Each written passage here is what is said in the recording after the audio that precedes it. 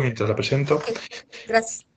Anegilda es licenciada en Filosofía e Historia de las Ideas, con especialidad en Lógica y Epistemología por la Universidad Autónoma de la Ciudad de México. Es estudiante del segundo semestre de la maestría en Docencia para la Educación Media Superior en el área de Filosofía, la Facultad de Filosofía y Letras de la Universidad Nacional Autónoma de México. Y además es profesora de Lógica y Ética en la Escuela Nacional Preparatoria y fue profesora de Filosofía entre los años 2016 y 2022 en el Instituto de Educación Media Superior de la Ciudad de México. Su ponencia se titula Enseñanza de la Argumentación en el Instituto de Educación Media Superior de la Ciudad de México. Ana Gilda, cuando quiera, puede comenzar.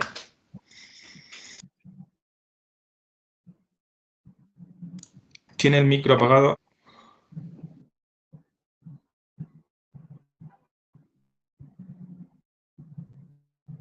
Continúa teniendo el micro apagado. Y María Elena, si puede apagar el micro. Ahora, perfecto, gracias.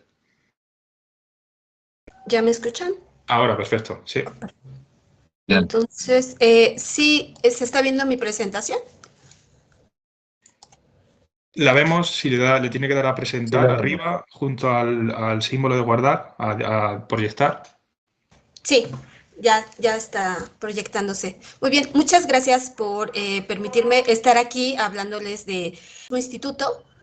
Y que ya en filosofía, bueno, también hay siempre este problema que tenemos cuando decimos, es lógica lo que estamos enseñando y nos referimos a lo estrictamente formal, o es argumentación y no es lógica. Entonces hay siempre un problema de la claridad del concepto, delinear a qué le compete cada cosa, si hay una relación lineal o subalterna de una y otra. Entonces, esos problemas también los encontramos y a la hora de tratar de mostrarles a los estudiantes filosofía 2, que se llama lógica, pero es de argumentación, pues es un problema porque se van confundidos o con los prejuicios que tenemos los profesores al enseñarles, dándoles más peso a la parte lógica o a la parte argumentativa, como ya dije, y también parte del modelo suma elementos problemáticos para la enseñanza. Entonces, el Instituto de Educación Media se crea el 30 de marzo por una serie de exigencias de la población. En esos tiempos había un rezago en el nivel medio educativo importante. Las principales, los principales escuelas públicas que estaban, la UNAM, el Politécnico, en sus niveles medios, no se daban abasto, y las escuelas de la SEP, para atender la demanda de muchos jóvenes que iban egresando de las escuelas secundarias. Así que un poco cansados de esto y al desocuparse, aquí van a ver esta imagen a ver si ven el cursor, es el primer plantel que fue fundado en la excárcel de mujeres. Le iban a dar otro uso, no recuerdo bien exactamente cuál, pero la población se organizó para que ahí les abrieran una escuela preparatoria y que les abrieran una universidad. Entonces, ahorita ya tiene 23 planteles y es educación gratuita y democrática. ¿A qué nos referimos con democrática? Que no hay ningún filtro para poder entrar. Con que tú tengas tu certificado de secundaria, eres bienvenido. Como ya había dicho, había un rezago de muchos estudiantes que no habían logrado entrar a la educación media por que no tenían el dinero para irse a una privada y no tenían los elementos intelectuales, al parecer, suficientes para quedarse en las escuelas públicas conocidas y reconocidas. Entonces, todos estos estudiantes fueron cobijados en la opción del instituto porque no hay límite de edad, podemos tener estudiantes de 60, 70 años sin ningún problema. Entonces es muy abierto, no hay ningún filtro para entrar y también eso crea pues una situación para la enseñanza de todas las asignaturas complicada, porque algunos tienen muchísimo tiempo sin estudiar, algunos otros pues por sus carencias intelectuales o algún tipo de problema cognitivo, pues no podemos como nivelar con diagnósticos o con actividades que permitan como unificar los conocimientos desde la comprensión lectora, desde la escritura. Entonces eso es problemático. Bueno, tiene la finalidad de impulsar la educación en aquellas zonas que la demanda educativa es insuficiente o que la misma población demande la presencia de un plantel ahí. El modelo del IEMS es híbrido. Hablaba ahorita el profesor Luis Carlos de esto de que algunos modelos bueno, son de competencias, algunos, también la maestra sobre que hay un cambio constante, ¿no?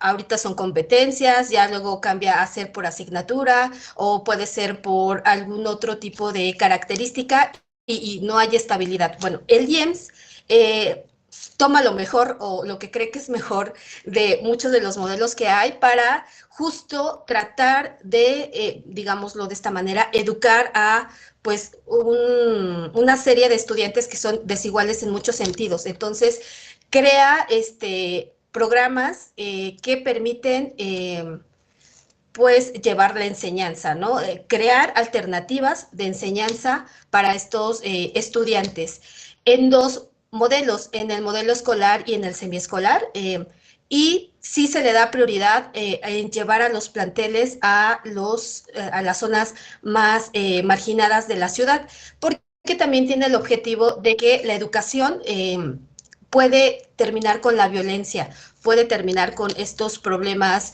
de corrupción, de vicio y de ignorancia en los lugares donde están. Bueno, ahora, ¿qué pasa con la filosofía?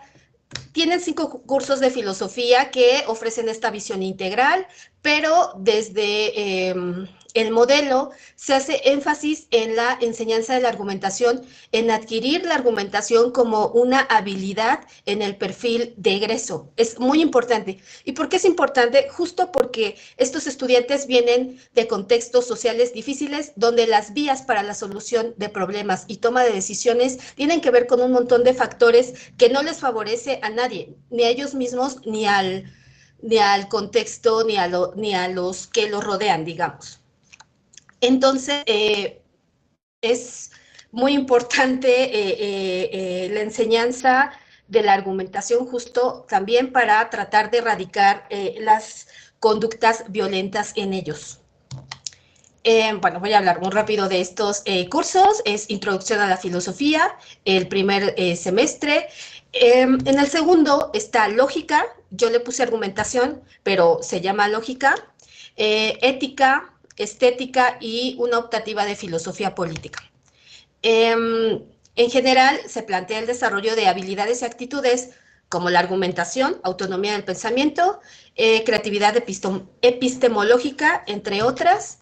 Y pues ya enfocándome en el programa de estudios de Filosofía 2, pues hay 3 enfoques. Introducir al análisis del discurso a través del punto de vista lingüístico, lógico, retórico y dialógico, para que el estudiante cultive habilidades para construir argumentos que le permitan presentar y defender sus propias ideas, así como asumir una actitud crítica y fundamentada frente a otros discursos. Y ya les había dicho que está el sistema escolar y semiescolar. Trataré de presentar los dos en el tiempo que resta. El sistema escolar tiene 4 horas de clase por semana y hora y media para dedicarse a actividades de aprendizaje, ya sea de manera autónoma o con el profesor. Es como para asesoría. Si hay dudas de algún tema que se vio en esas 4 horas, bueno, ahí se trabaja con los estudiantes. Y en el semestre aproximadamente se le dedica 82 horas y media para cumplir con estos elementos conceptuales. Del programa solo tomé estos elementos, digo, para que conozcan este panorama de qué se está enseñando en este curso. Y bueno, cuenta con un propósito y con un objetivo en particular. El propósito es realizar un análisis a través de la teoría de la argumentación y sus diversos planos lógico, dialógico, retórico, y lingüístico, a través de discusiones que pongan en juego elementos de la lógica y argumentación, justificación de orden racional, crítica de falacias, cooperación y tolerancia frente a su entorno, reflexión sobre su propio lenguaje y los diferentes mecanismos discursivos. El objetivo es que el estudiante adquiera las herramientas indispensables para el análisis discursivo, el uso del lenguaje y el ejercicio de su competencia lógica, retórica y dialéctica, aplicando estrategias argumentativas en el debate. Para la parte lingüística, tiene que reconocer estos procesos del lenguaje, bueno, los diferentes usos del lenguaje, la construcción del conocimiento, su construcción, perdón, a partir del conocimiento, la crítica y transformar su realidad. Los elementos que se dan en estas sesiones, pues es el circuito comunicativo y los tipos de uso del lenguaje. Para la parte de lógica formal, pues tiene la finalidad de que los estudiantes construyan argumentos, analicen discursos con el fin de fomentar el pensamiento crítico, se dan las leyes del pensamiento, las formas del pensamiento, concepto, juicio y raciocinio, argumentos, cómo se construyen, los tipos de inferencias, cómo se localizan y esquematizan, las falacias. Aquí también entra deducción natural, y es un módulo muy pesado conceptualmente, entonces para llevarlo a la práctica aún más.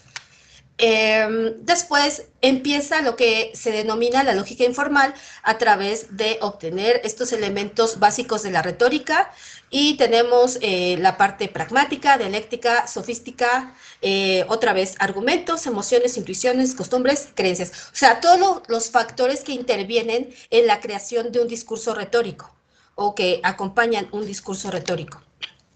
Y finalmente, familiarizarse con las reglas del diálogo para establecer una discusión crítica en la cual se promueve el debate cooperativo como el polémico. Y aquí, pues, se les presentan las reglas del debate cooperativo, las reglas del debate polémico. Bueno, esto es el contenido conceptual que se les otorga bueno, se les pretende enseñar a los estudiantes del nivel escolar que tienen más tiempo, que le dedican más tiempo al estudio. Y por otro lado tenemos la otra opción, que es el modelo semiescolar, donde van las personas que no tienen tanto tiempo para la escuela. Es un curso intensivo en el cual pues se toman algunos elementos del programa que se acaba, bueno, de estos elementos conceptuales de manera sintética para despertar, para desarrollar las habilidades y actitudes que pues, necesitan desarrollar para el perfil ético de egreso, perdón, para el perfil de egreso de esta asignatura. Ay, perdón, es que estoy ya confundiendo, estoy hablando ya de mi tesis porque yo estoy hablando del perfil ético, perdón. Son estas habilidades y actitudes que tienen que desarrollar a partir de la enseñanza de filosofía 2. Aquí un problema muy importante es el tiempo. Solo tenemos 15 sesiones de 2 horas. Son 17, pero 2 sesiones se utilizan para evaluar, para, no sé, realizarles el examen, calificar el examen o la actividad que sea para la evaluación, subir, capturar, imprimir, entregar, o sea, para todo eso son 4 horas y las otras 15 sesiones son para poder cumplir con lo que se requiere para cumplir con los aprendizajes esperados. A esto no se le llamaba, a estas sesiones no se le llamaban clases normales, se les llamaban asesorías académicas, porque tampoco se reconocía la labor del docente al llevar a cabo este trabajo. En total, por semestre son 30 horas, entonces es muy, muy poco tiempo y nos da la opción de una dosificación en la que se sugieren las estrategias de enseñanza, los recursos, la bibliografía, así como estos criterios de procedimientos para la evaluación del aprendizaje indispensables para la asignatura. En general, el contenido se divide en esta tablita: lenguaje y realidad, el argumento, el discurso y el pensamiento crítico. Viene un primer corte de evaluación, y luego el discurso retórico, el diálogo, la discusión y el debate, y el corte final de evaluación. Ya en el desglose de contenidos tenemos estas sugerencias: hacer en la primera sesión encuadre, en la segunda sesión el circuito comunicativo y tipos de lenguaje, en el siguiente principales funciones del lenguaje para la comunicación, el lenguaje como instrumento de la argumentación. En estas sesiones se trabaja la parte lingüística. Luego viene la parte lógica con elementos del razonamiento, premisas, identificación y construcción de argumentos, inferencias, conectivas lógicas, y aquí, aunque no se menciona, pues viene lógica proposicional y pues la evaluación de argumentos con tablas de verdad y deducción natural. Viene el tema de falacias y viene el primer corte en el cual, pues estos son los criterios que tenemos para evaluar a los jóvenes estudiantes, que también no contemplan, pues, no todos los elementos conceptuales que se están presentando. Y en este primer corte tienen que obtener 42 puntos. Y esta también es una estrategia de evaluación, porque los que lleguen a obtener los 42 puntos, ya solo el siguiente corte estarían dispuestos a trabajar por 20 puntos más.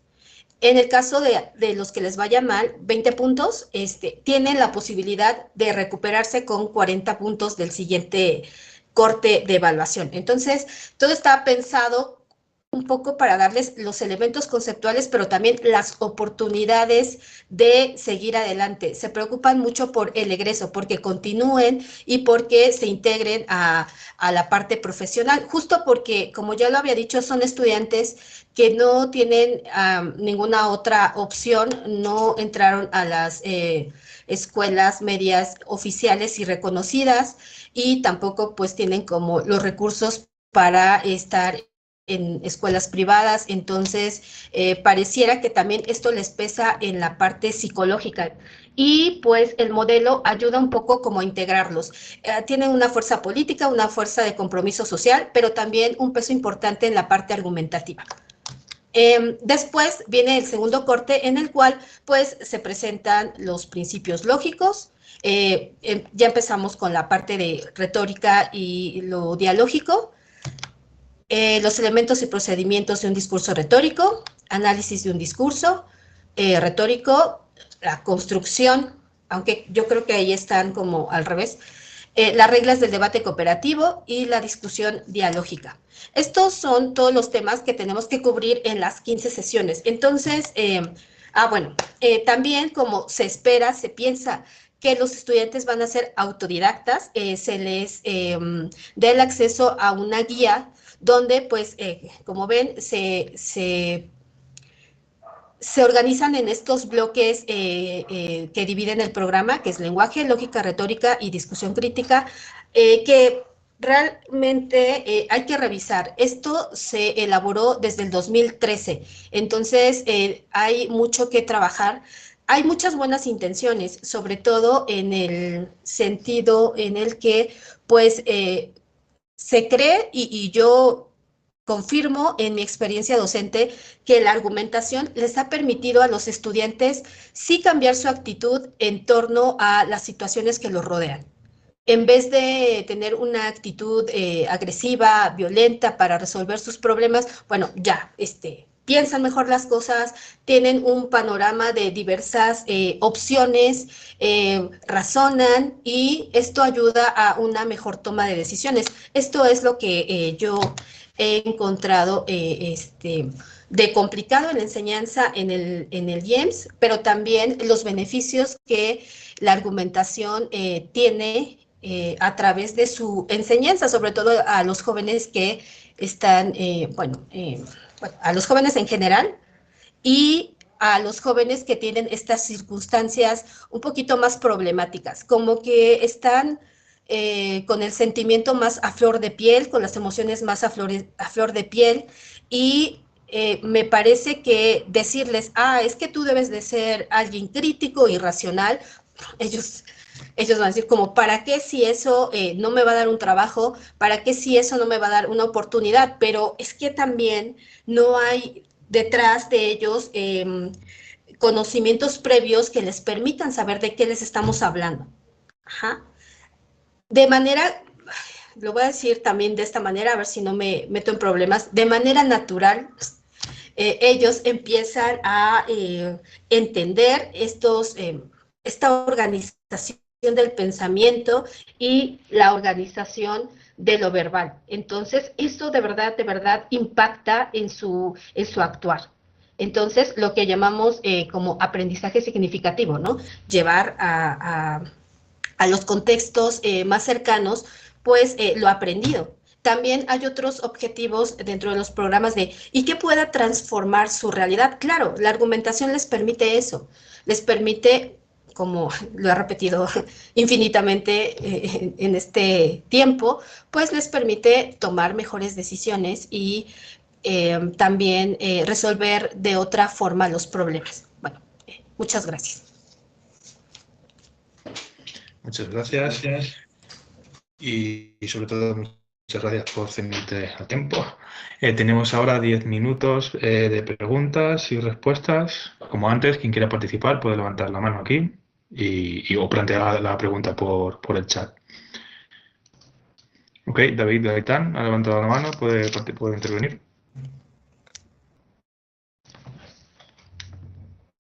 Sí, disculpen que no pueda ahora encender la cámara, pero bueno, Ana Hilda, me da mucho gusto escuchar tu conferencia. Estoy muy contento de hacerlo. Ana Hilda fue estudiante, es egresada de la Autónoma de la Ciudad de México, donde soy también profesor, y ella hizo una tesis sobre teoría de la argumentación. Y te quería preguntar, Ana, si tú ves alguna ventaja en el proceso de enseñanza-aprendizaje del ejercicio de tu profesión, ahí donde estás ubicada, en los IEMS, el haber profundizado, el haber tenido por lo menos este repaso histórico y también argumental de las propuestas de teoría de la argumentación, que por ejemplo aparecen también en tu tesis de licenciatura. Esa es mi pregunta. Sí, por supuesto. De hecho, estoy regresando al camino porque después como que quería filosofía de la ciencia y un montón de cosas bien complicadas. Me metí ahora pues a la maestría de educación media superior justo para mejorar en mi trabajo, ¿no? Yo veo lo complicado de los tiempos y sé que aquí a través del aprendizaje de diferentes secuencias didácticas, de actividades, podría lograr los aprendizajes esperados y bueno, no me estoy saltando su pregunta. Ahora, la argumentación, claro que tiene un papel fundamental en la enseñanza del nivel medio superior, lo he visto, realmente esto les permite también desde lo más sencillo es que ven a la argumentación como un metanivel de la comprensión de lectura, porque se aprenden a construir argumentos, van a entender mejor la lectura X de otra asignatura, ¿no? Entonces, si comprenden qué es lo que está diciendo el autor, qué es lo que está argumentando, qué es lo que defiende, tienen una mejor comprensión de los textos. De la misma manera, ellos ya con el debate cooperativo, con el debate racional, ellos también tienen esta tolerancia. De hecho, si lograron ver, lo pasé muy rápido, decía lograr la tolerancia, frente a otros puntos de vista. Entonces, la argumentación es tan extensa y tiene diferentes dimensiones. A mí me gustó mucho el compendio de lógica, argumentación y retórica. De hecho, mis clases en IEMS son en este sentido. Les presento las dimensiones, sin menospreciar la lógica formal, porque por supuesto que es relevante y muy necesaria. Se presenta como un elemento de la argumentación que funciona para la evaluación de argumentos. Es necesario. Tenemos la parte dialéctica, que me permite entablar una conversación o debatir con alguien con todo el respeto del mundo, con la presentación y formulación de argumentos, respetando su punto de vista, y ahí viene la pragma dialéctica, ¿no? Lograr al final llegar a acuerdos lo más, bueno, sin pelear o sin tener un ganador. Entonces, todo está vinculado. Y sí, me ha servido mucho lo que en su tiempo estuve explorando. Me gusta mucho, ya lo dije, lo del compendio, porque me ayudó a concretar esta parte de lógica formal, informal, que viene en el programa de Filosofía 2 de manera sencilla. Y en la construcción de retórica, aquí los estudiantes hacen, los profesores se organizan para hacer concursos de retórica con este análisis, si cumple con el ethos, con el pathos, con el logos, entonces sin descuidar estos elementos. Entonces realmente están muy bien preparados estos chicos en argumentación, aunque le llamen lógica. Y no sé si contesté. Gracias, profesor David. Ok, tenemos tiempo para más preguntas. Hubert ha levantado la mano, puedes intervenir. Gracias. Bueno, muchas gracias, Anailda, por la charla. A mí me gustaría intentar conectar un poco las dos charlas que hemos tenido, que me ha parecido claro que la profesora Villanueva planteaba la argumentación básicamente como una habilidad lingüística, como una competencia lingüística o un conjunto de competencias lingüísticas, y por el contrario, la profesora García más bien ha hablado de habilidades lógicas, dialécticas y retóricas. Y también estamos en ámbitos de materias distintas, porque en un caso estábamos hablando de lengua y ahora estamos hablando de filosofía. Entonces, lo que a mí me gustaría saber es si existe alguna coordinación entre esos dos ámbitos. Esto es, en el caso de la profesora García, lo explica en una materia de filosofía, si no lo he entendido mal, y me pregunto si eso va coordinado con el programa de lengua española. Y si no lo está, que es posible que no, porque en todas partes es parecido, ¿cuál es su opinión sobre si debería coordinarse? Gracias. No viene como tal, aunque sí se trabaja esta interdisciplinariedad de la argumentación. En el programa la presentan como que funciona para todas las disciplinas del programa de argumentación. Es una habilidad que se desarrolla y practica y aplica en todas las asignaturas. Pero aquí sí tiene exclusividad con la filosofía.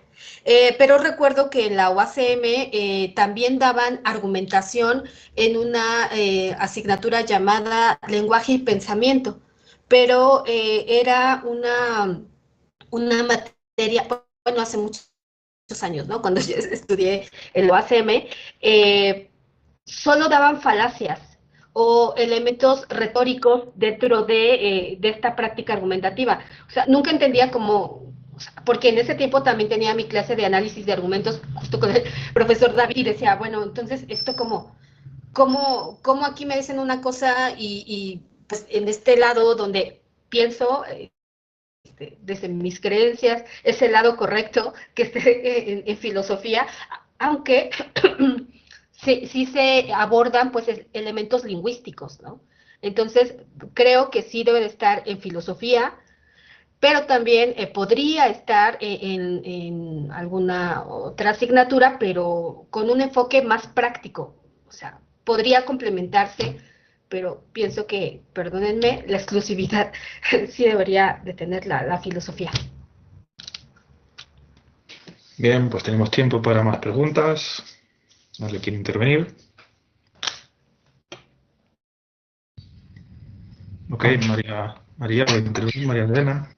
Perdón. Mi intervención es corta. Yo soy de la idea que debería enfatizarse el estudio, el trabajo de la argumentación en las escuelas. Nosotros los tocamos como, les dije hace un momento, un desempeño que sería la última parte, después de haber desagregado, ¿no?, varios momentos.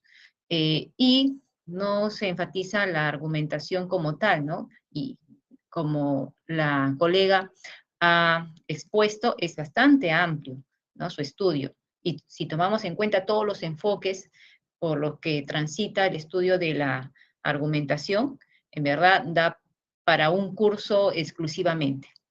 Eso quería comentar.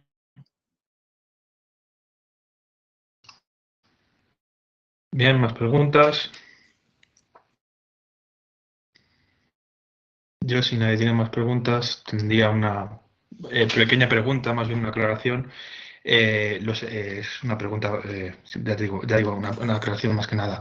¿Los estudiantes aprenden directamente los conceptos tal y como los ha presentado en la presentación, o tienen un aprendizaje más bien práctico de alguna manera? Porque parece que lo que ha presentado aquí, el contenido parece bastante denso para que alguien que está en esas condiciones sociales pueda aprenderlo, pueda practicarlo, y parece que si alguien, supongo yo que alguien en esas condiciones, como ha dicho usted al final, puede ponerse a la defensiva muchas veces cuando se le presenta algo tan teórico, tan denso, nada más, en ese nivel de educación. Por eso mi curiosidad era esa, si tienen es eso o tienen un aprendizaje más práctico de alguna manera. Lo que presente son solo los elementos conceptuales. Sí, nos dicen cómo los procedimientos, las habilidades, y sí tratan de redirigir a una forma más concreta. Al final, los profesores son los que tomamos las decisiones de qué hacer, si darle el peso a lo conceptual o, digo, sería un poco raro que alguien le diera el peso a lo conceptual cuando en la parte argumentativa, en el debate, en la construcción de un discurso retórico, es muy práctico. Aquí, en las pruebas de retórica, por ejemplo, sí hacen su discurso de un tema que les apasione y salen un montón de cosas maravillosas que hasta a ellos les sirve como para sacar una emoción profunda y logran aterrizarla y presentarla de una manera correcta y, la verdad, erizándonos la piel a la hora de presentarla. En la parte del debate es muy difícil porque son jóvenes, la mayoría, o tienen estas situaciones de imponerse, y es como de, no, tranquilos, es un debate racional, recuerden, ¿no? Eso es muy difícil. Se practica mucho, pero es muy difícil que ellos apaguen esta pasión que tienen por defender a toda costa su punto de vista.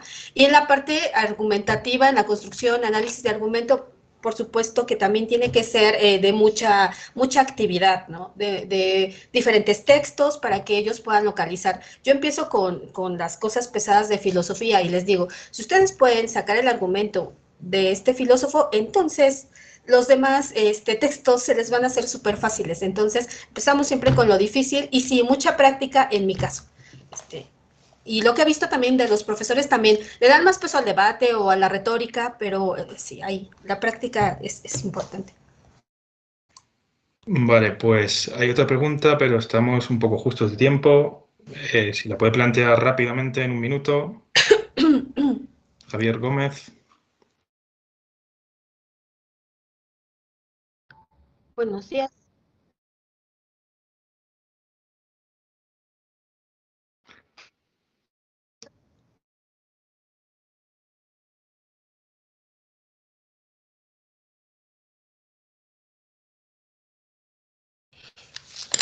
Bueno. Respuesta rápida, por favor. El argumento, si nos guiamos en el compendio, yo aquí vendiendo el compendio de lógica, argumentación y retórica, realmente es muy sencillo. Ahí explican de manera clara qué es la argumentación y estas diferentes dimensiones de la argumentación. La parte dialéctica tendría que ver con la parte, bueno, lo voy a decir muy rápido, del debate. Ajá. Las formas en las que vamos a presentar nuestro argumento de manera, es que hay diferentes tipos de debate, racional, y no tendría una respuesta aquí más concreta, sino que los invitaría a ver la entrada de argumentación en este compendio, lógica, argumentación y retórica, y ahí podría darles más claridad. En el Instituto de Educación Media, pues sí, la dialéctica tiene que ver con enseñarles la parte de debate racional y la diferencia con las discusiones erísticas, el debate polémico, entonces las distintas formas en que interactúas con la otra persona, presentas tus argumentos o tomas disposiciones para presentar o te enajenas en tener razón o sea, tiene que ver con todas estas actuaciones en el debate, diría esto. A menos que alguien pueda ayudarme con la respuesta también. Ok, pues nada, eso ha sido todo.